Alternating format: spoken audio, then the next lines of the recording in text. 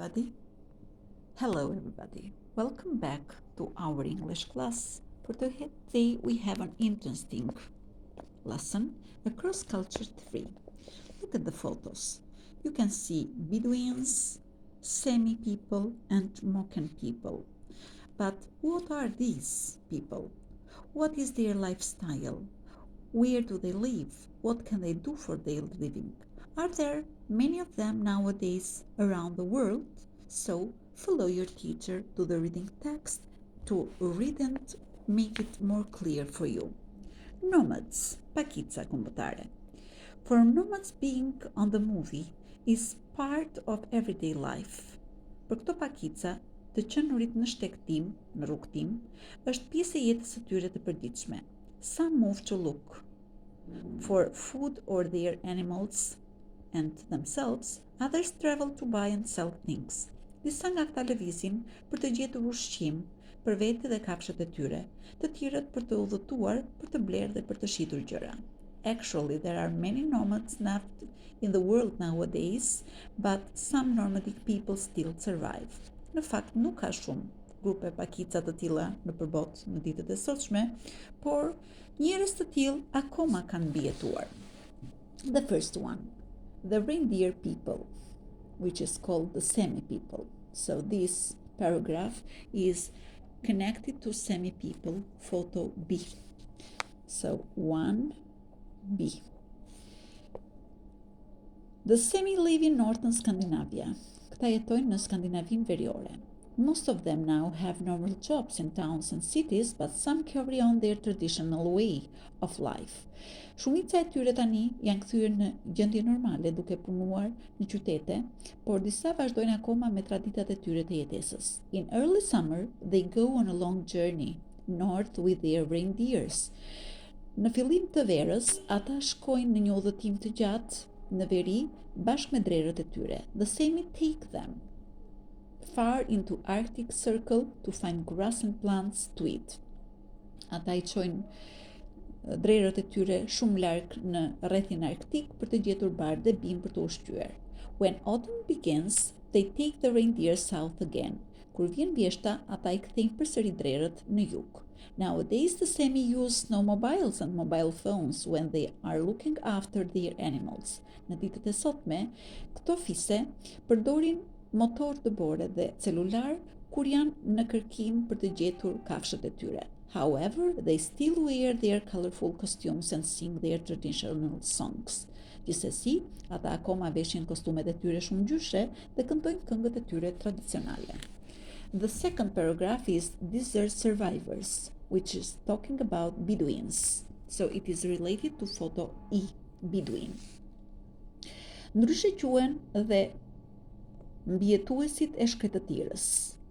The word Bedouin means desert inhabitant. Fjala Bedouin do të thotë banor të shkretëtirës. Many Bedouins live in town in Arabia and North Africa, but some still make trips into the desert to get food for their camels. Shumica e këtyre biduinëve jetojnë në qytetet të Arabisë dhe të Afrikës Veriore, por disa prej tyre bëjnë udhëtime në përshkretëtir për të gjetur ushqim për devet e tyre. The camels or sheep of the deserts carry everything and provide food, milk or meat, and shelter, wool for tents. Devet, ose ndryshe njihen si anijet e shkretëtirës, mbajnë gjithçka për ta dhe u japin ose u sigurojnë atyre ushqim, si për shembull qumshin dhe mishin, madje dhe strehim, duke I dhënë lëkurë për të bërë çadra. Bedouin hospitality is famous. They give strangers food and water. Mikpritja e biduinëve është fantastike. Ata I japin ushqim dhe ujë çdo të huaji që gjejnë në shkretëtir. Bedouins know many tricks to find water. Ata din shumë triqe për të gjetur ujin. For example, when they see insects or birds, they know water is usually near. Kur ata shohin insekte ose zoq, e din që aty pranë ka ujë. And the last one paragraph, sea gypsies or Moroccan people. Romët betar ose ndryshe mokenët. The Moroccan are often called sea gypsies. Mokenët ndryshe quhen detarët. Romët detar. Some follow their traditional lifestyle in the coastal areas of Thailand and Myanmar. Disa prej tyre vazhdojnë traditat e tyre në vendet bregdetare të Tajlandës dhe Myanmar. During the rainy season, when the sea is rough, they live in huts on the beach, but for the rest of the year, they live on their boats. Gjatë stinës së shirave, ata qëndrojnë kur deti është me dallgë, qëndrojnë në përkasolle që i ndërtojnë buz plazheve dhe pjesën tjetër të vitit jetojnë në varkat e tyre. They catch seafood and sell it in fishing villages. Kapin ushqime deti dhe i shesin ato në përfshatrat peshkatare.